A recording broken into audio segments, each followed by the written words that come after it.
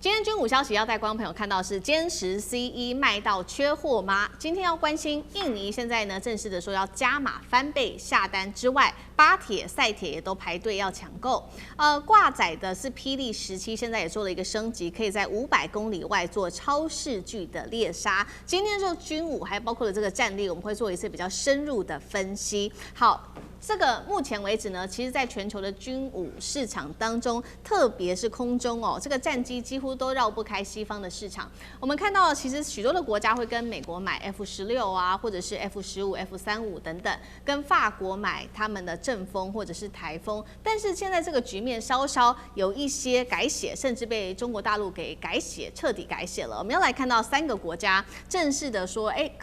有可能跟中國大陸買殲10 C1的，包括第一個。印尼現在確定，原本是說買12架，現在說要買到24架，等於是翻倍的。要知道，印尼過去它在購買這些戰機的時候是採用多國混編的，它有美制的武器，有俄系的武器，也有法國的武器。但是它這一次說要大規模採購殲10 C1，被解讀就是要做到戰略自主。第二個國家要來看到的是巴鐵，巴基斯坦傳出也會擴大採購殲10，甚至它會引進殲35A1的隱身戰機。第3個國家很有可能買的包括了塞爾維亞，總統自己說的，他說大家都在用中國制的裝備，所以外電也針對於塞爾維亞做了一個分析，認為他是有意要引進來購買殲10的，取代俄制的米格29。如果塞爾維亞確定購買中國的殲10 C1的話，就會成為歐洲第一個部署中國主力戰機的國家。那為什麼殲10 C1能夠受到關注？主要的原因就是2個，這當中其中有一個是實戰哦，在這一次在先前的印巴空戰當中，殲10搭配了霹靂15打出的驚人戰果。第2個事情是在卡達的聯合演習當中，對歐洲的台風戰機也打出了壓倒性的勝利。那麼為什麼印尼現在也確定要2倍的量來購買殲10呢？尚志哥怎麼看？好，我們首先来大家回想一下哈，这個去年北京93閱兵的時候，當時印尼正在暴動，一開始印尼總統這個普博沃他出不去，最後關頭竟然出現了，就硬去還去，所以當時就覺得哇，這個印尼總統對北京捧場還是蠻特別的。所以其實我們知道，在印巴戰爭之後呢，其實特別是在殲10 C1備受肯定，其中一個原因也包括了這個整合的能力。我們知道，剛剛前面已經看到了，就是印尼本身的軍機是各種國家有，法國、土耳其連韓國都有，所以其實是他現在都是亂成一團的時候呢，他面對的在整個空軍領空當中最大的壓力來自澳洲哈。以前我在印尼工作的時候，當時我看到新聞，其實就有講說澳洲飛機隨便就飛到印尼上空，根本都不理會，所以他們在面對整個空防當中，主要還是面對澳洲的這個威嚇。而在先前，因為印巴戰爭發現，其實巴基斯坦也是有很多，包括俄羅斯、包括美國的軍機，可是對於殲11到手上，而且還有這個霹靂15的這個遠程空對空的這個霹靂15E，這個威嚇的情形之下的話，它在整合一個多系統了之後，好像還是不錯。所以從去年印巴戰爭之後，印尼就一直表達要買，那現在看起來卻是24架多1倍，應該是已經確定了。當然有個變數，因為最近印尼對於鎳礦，中國的鎳礦本身有一個很大的爭議。砍掉了70%的這個配套哈，就是開採權利，所以大家在觀察，因為這個蠻嚴重的，所以看起來會不會影響到這次的這個軍機？到目前為止好像還好，主要因為印尼作為經濟的這個所謂的國家主義跟外交戰略是分離的。剛剛講去年他們總統去參加北京的這個閱兵，大家交情也不錯，而且主要還是這次可能90億美金的這個採購，不付美金，付的是什麼呢？本幣結算，兩邊是各式各樣，主要是人民幣，而且還有以物易物，印尼的這些橡膠啊各方面是這個所謂這個採購金額總體，所以它就不是一個單單的一個金額，像美金在採購，所以它的影響性看來單單鎳礦這個衝突應該不會影響到這次的軍購。好，所以印尼現在眼前比較急迫的事情是有來自於澳洲的威脅，急着需要買殲10。那等一下也會來看到賽鐵跟巴鐵到底為什麼也急着要買殲10呢？等一下請聶老師來帶我們看。我們先來看一下殲10它的戰力，因為呢主要原因就是它有大幅的提升，所以也增加了这個各國的購買慾望。那我們來看到細節的部分，殲10C 最新曝光的是它的新型的這個叫 DF43的一個掛架，被外界解讀說呢，它可能具備可以整合霹靂17這種超遠程空對空飛彈的能力。霹靂17小檔案，帶觀眾朋友稍微來看，射程最高500公里，接近目標之後可以2次點火，末端速度最高達到5馬赫，代表說殲10C未來其實可以從比較遠的距離，包括數百公里之外，就對這些高價的這一些目標，不管是預警機、加油機來進行超視距的打擊，所以變得更搶手嘛。戰力的部分，酈將軍怎麼看？這個任何一款武器哈，你只要經過實戰的話，那當然是非常火紅哈。我們知道这個英國去打這個阿根廷的那次戰爭，由於這個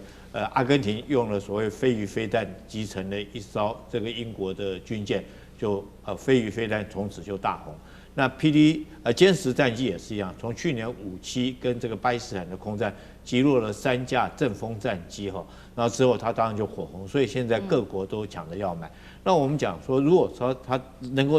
搭配霹靂17的這款導彈，那戰力更是更是加倍了哈。那怎麼講呢？因為霹靂17它在去年的5.7空戰，它用的導彈是霹靂15。射程大概180到200公里，那霹靂17可以1倍的射程到400到500公里。那殲10C為什麼可以這麼遠，可以有機會擊落呢？第一個就是它的雷達很強，它的雷達叫 KJL 這一款雷達，它的探測距離可以到500公里之外，所以它可以比其他的飛機更早發現敵人的飛機哈。然後當然，它是不是自己去鎖定敵機？那有待這個考慮，但是很可能是由另外空警戰機、預警機來鎖定。像去年的5.7空戰來講的話，它是用 ZDK 來鎖定這個陣風戰機。那所以我認為說，這些國家如果說買了殲10C戰機的話，他們一定還會再跟中國購買所謂的空警500，那才會形成一個整體化的戰力。如果說你沒有買空警500的話，只靠殲10C的戰力，其實上對這個是很可惜了，戰力可以說是打折扣。那殲10C的戰力有多強呢？我們從這次在卡達的演習就知道。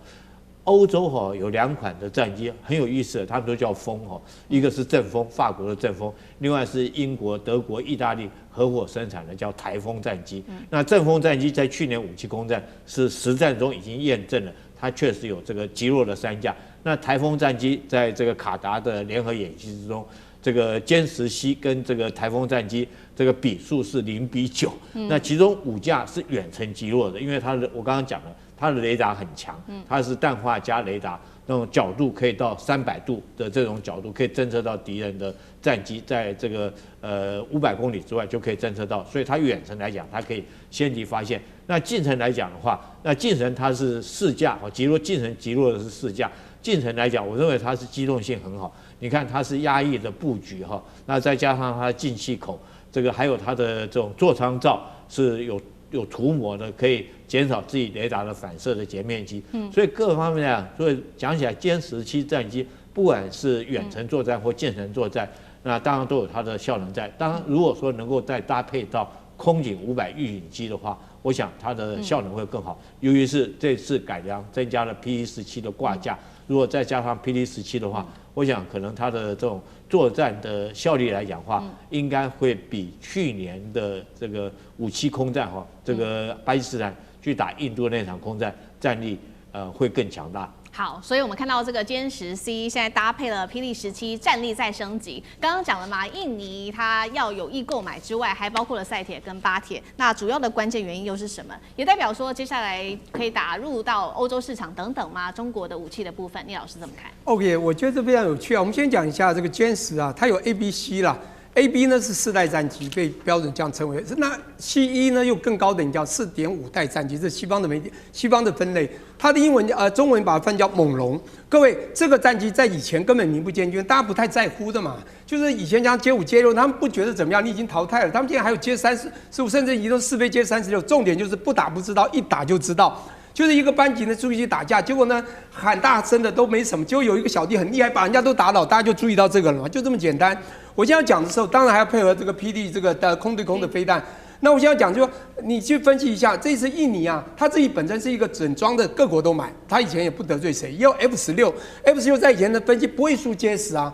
那為什麼現在要改裝 JS-C1 呢？也答案就非常簡單，各位，去年就是剛剛都講到2025年的5月6號到10號就打4天。為什麼突然就停了？剛講3架，或者我聽到5架，不管怎麼說，那個飆風或叫陣風的就被 JS 打下來。當時4.5甚至以上的這個飆風中，竟然從印度飛會被巴基斯坦打掉，你不覺得很丟臉嗎？當時呢，馬克宏想要正好趁此機會快去打，我要好好做廣告賣我的飛機，結果賣不了了，反而是 JS 到時候全世界都知道，這是一個很重要的。那卡達這次一樣啊，台風它一樣就勝算在握，所以你會發覺卡達都喊出聲音，以後要用跟巴基斯坦合作什麼呢？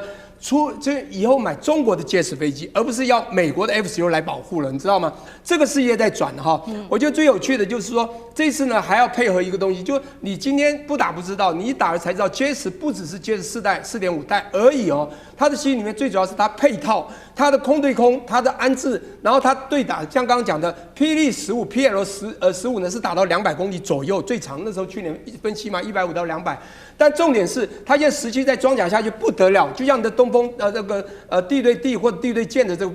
飛彈，這個東風飛彈它從這個5、6型一直到這個50幾型會嚇死人的。我跟你講，一直可以到1萬多公里的，就是你要看配在哪一型。將來他買了 JS 以前都打贏了，再配上15以後換成17更厲害。最重要就是剛剛講到雷達等的 AI 科技。據我所知，這些飛機裡面是因為中國的科技進程到了一定的 AI，它的 technology 已經到了一定的地步，所以它今天不要講。